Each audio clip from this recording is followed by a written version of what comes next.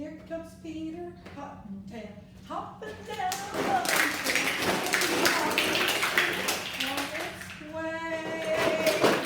Well, that didn't work out the way I had planned it to work out. Okay, well, I guess we better get to the learning because I've got a mess to clean up afterwards. Guess what?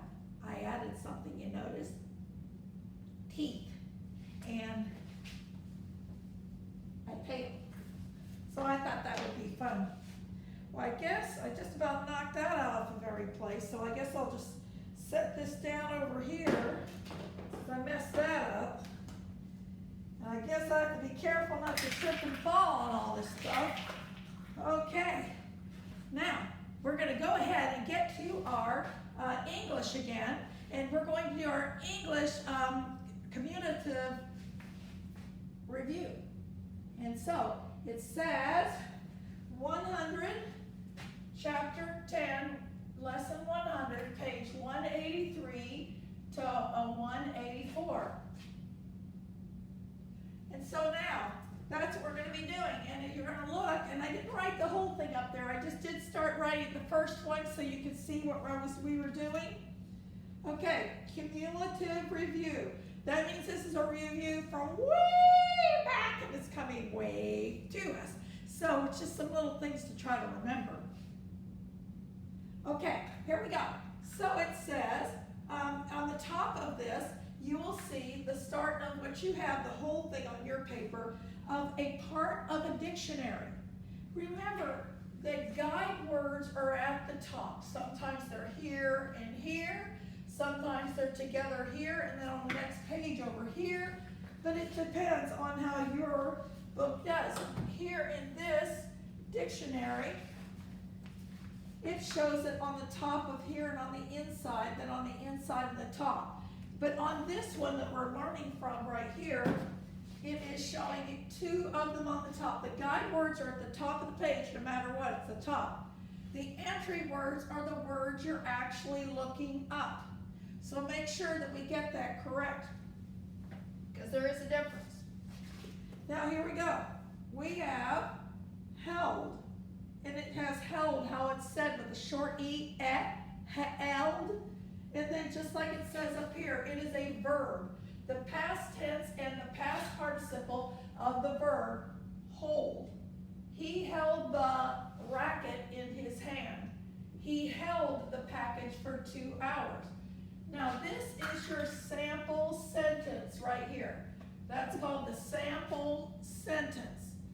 And so now this tells what the verb is, that it's a verb or a noun or it's an adjective, and then the others tell you the rest. And in helicopter, it'll have the same. It will tell you what it is. The helicopter we know is a noun because it's a thing.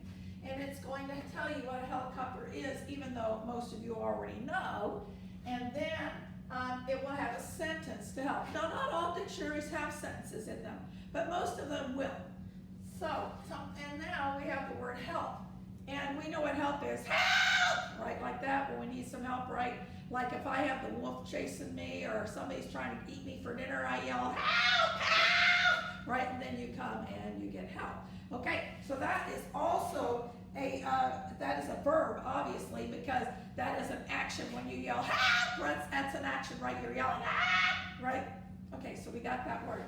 Okay, now, we're going to answer questions 1 to 3, and on 1 to 3, we have, I'm just going to do the first one with you, and the next two I'm going to read to you, but you have to decide yourself. What are the guide words on this page? We just talked about this. This is the guide words. So is helicopter and help the guide word? Nope, that's not what that is. What about held or help? Held is up there, but is help? Nope. So let's look at this, held and hem, like the hem of your skirt. Held, hem. Yes.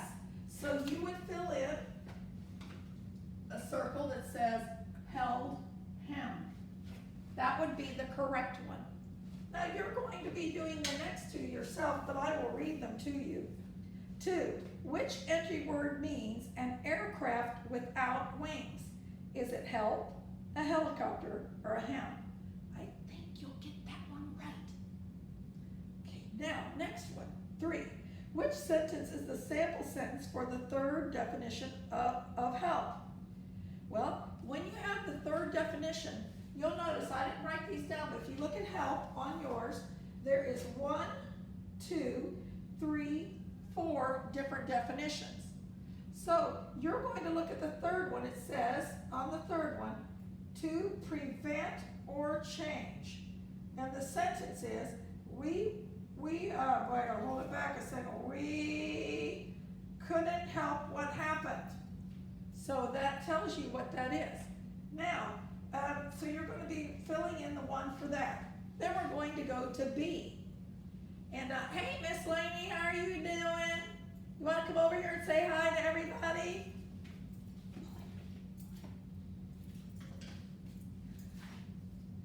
She's coming. Hi, Miss Laney. Thank you for helping us get this online. I really appreciate you and Miss Brittany. Woo! You have to bring Miss Brittany back so she can come get in the pictures too. Okay, now let's go to B. More nouns. 4 through 7. We're only going to do one of them. You will do the rest. My uncle lives in Orlando, Florida. My uncle lives in Orlando, Florida. It has, both of the sentences are there. Every word that is in that is there. But you need to know which one was done correctly. Which one is capitalized correctly. Well, let's look. Okay, and I think, I'm trying to think, and they have little things out here which I forgot to put. So you have a thing here and a thing here, number 4. Okay? Now, my and my, they're the same, right? And that they're capitalized, they're at the beginning of the sentence. Then you have uncle, which is not capitalized. If you say Uncle Paul or Uncle Gus, then it would be capitalized. Now, lives and lives, that's our verb, our predicate, but it doesn't need to be capitalized. Then in and in, and that doesn't need to be capitalized either. So, Orlando. Orlando is a city. Doesn't a city need to be capitalized? That's right, it should be. So, we're going to look at that. We've got a problem here because this should be capitalized. And then we have the comma and the comma. Then we have Florida capitalized, and then they forgot to capitalize that one too. So, we know that needs to be capitalized. Now, you don't have to put the 3 lines under it. I'm just showing you that that one is not correct because not only is the city not capitalized, but the state is not capitalized either. So, it is not correct. So, the second one is correct. And you fill that in. Now, you're going to be doing the same, looking at 5, 6, and 7, and look across. Please don't just fill it in. Look and see which one is not capitalized correctly. And make sure, because the actual directions are, read each pair of sentences. Fill in the circle next to the sentence written with the correct capitalization and commas. So you need to look at where commas need to go. In this case, there was a comma on both of them after the city and the state. But you might want to look at some of the others and see what it is. Are all the commas where they're supposed to be? Now, let's look at C. C is on the next page. On the top of the page right here. Using I and me. I'm going to do 8 and 9, and then you are going to do the rest of them. This is actually pretty easy. In fact, sometimes when you just read it, it makes sense. So sometimes you can say, that doesn't sound right? Well, that's what this is. Now, we're going to say, I went to buy a present for my mother, or me went to buy a present for my mother. I think it's pretty obvious. Because you're going to say, I went, right? You're not going to say me went. You're going to say, I went. So the correct one is I. Now, are they saying to circle it or underline it? They're underlining. This is the underlining. So you're going to underline right here for I. I went to buy the present for my mother. Now let's look at number 9. She drove I to the store, or she drove me to the store? She drove me. That makes more sense, doesn't it? She drove me to the store. Now, and you're gonna do the rest up to 13 all the way. Now let's look at the next section, which is D. D is contractions. It says, read each sentence and write the underlined word or words as a contraction. We're going to do the first one. You hear all that? All those eggs that are all over the floor that I didn't clean up because I messed up and dropped them. Okay, here's the contraction. We're going to do one. We do not have any extra hot dogs for the cookout. Now, usually you'll have your line down there at the end. I put it right here. So instead of do not, you're going to write don't. Remember, you have to let the O off of the not part. And when you take that O out, you replace it with an apostrophe. So you're writing don't. We don't have any extra hot dogs for the cookout. And that's what you're going to write. Did you notice how neatly I wrote that? Where the dot, dot, dot, I made the line down and I kept the D here. The O is on below these two lines in between it. The N is between these two lines. Oh, and remember, when you make the N, you go down and you come back up like this. Don't go like that. A lot of you do that.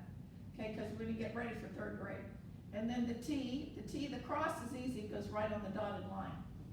So that is how you will do that. Now, for E, it's writing letters and how to address your envelopes correctly. Now on yours at the very bottom, I drew the same thing right here, and it says there are 5 mistakes on the envelope. Mark the letters that need to be capitalized using the 3 underline marks for capitalizations. Add 2 commas where they're needed. Now I have a little piece of envelope right here just to kind of give you an idea because I can't tell you the answers here. But let's look at this little one right here. Okay, on this little one, we have Mr. Smith. Do you notice that the Smith needs to have 3 lines under it? Because everyone's name should begin with a capital, and that one doesn't have it. Now, 1012 Drake Road. Again, another problem. The word Drake, it should be capitalized. It's the name of the road, and road should be capitalized because it is the road, it is a name. Now, if you just said I drove down the road, then you would not capitalize it. But when you put down I drove down and you have a name of a road, then you must capitalize that. So you have 1, 2, 3 under Drake, and 1, 2, 3 under road. Then you have Palm Bay, Florida. And right away, Palm is not capitalized. However, Bay is. Florida is not capitalized, neither the F or the L, because remember, it's supposed to be like this, FL. The other thing that was forgotten was the comma. There needs to be a comma between the city and the state. So there's lots of mistakes on this one. Now let's look down now at the mailing address, because we just looked at the what? The return address, which is the person mailing it. So remember, this one is the return address, who is writing the letter and sending it. And this is the mailing address right here. That is the mailing address. That's who it is to go to. Now let's look at it. It says Dr. Miller. Well, Miller's capitalized, but anytime you address somebody, it should be capitalized, whether it's Mr., Mrs., Miss, whatever it is, it needs to be capitalized. Doctor or pastor, any of those things should be capitalized. And then it has 70 Elm Avenue. Well, Elm is capitalized, but Avenue is not. And Avenue must be, if you just say I'm going to drive down the avenue, it is not. But when you say Elm Avenue or you give it a name, it must be capitalized. So I underline it 1, 2, 3, and I don't want it to go underneath that L right. Oh, wrong one too. Well, down the avenue, 1, 2, 3, there we go. Then we have Melbourne, Florida. Both of those are capitalized like they should, but they're missing something. What is it they're missing? You're right, you're so smart. You're missing the comma after the city. There always must be a comma after the city and before the state. Now, and then you have your zip code. So those are the mistakes that are the example. This is not on your page, but the example of things we have to fix. down here, this is on your page, and you're gonna need to look carefully. Mrs. Sandy Taylor, 1135 Drake Drive, Amarillo, Texas, 78042. There's already some mistakes in there. I hope you noticed it right away. Then let's look at the mailing address. Reverend Roger Whitmore, 5010 Carrington Lane, Springfield, Missouri, and 65803. There's some mistakes there too. And it's really helpful to the postman and to the machines, because the machines that read your letters, they read just thousands very quickly. Oh, I just realized the whole time I was supposed to put on this so you guys could see my things flashing in different ways. There we go. Huh? Anyway, so you're going to need to make sure that you write everything and you know everything and how it's supposed to be written. And that is today's lesson, so you at least get to see this shine for a little bit longer. Maybe I'll talk or something so you can see. It actually has some different ones. Look at this. It has this one.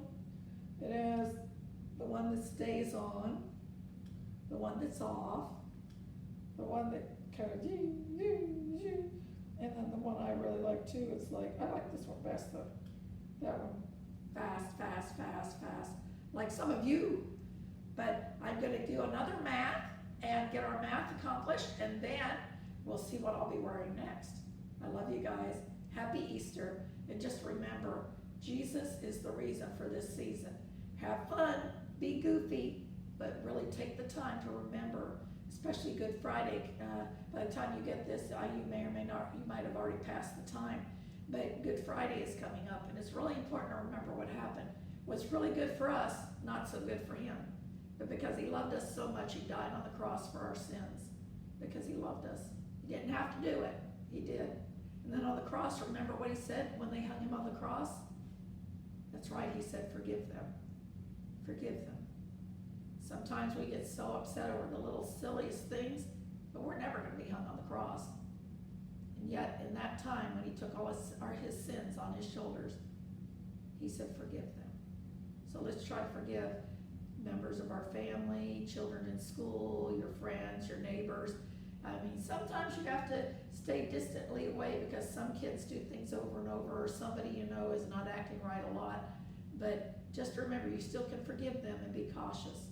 But we need to forgive. And remember, this reason for this season is the gift of forgiveness from the Lord. Okay, guys, catch you later. Bye-bye.